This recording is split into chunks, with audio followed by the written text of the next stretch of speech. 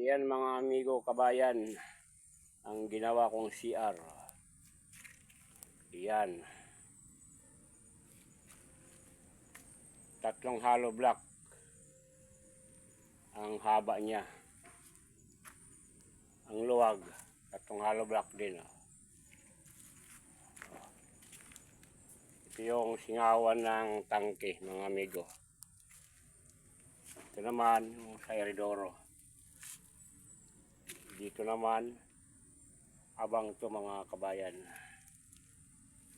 pag may CR ulit nga gagawin.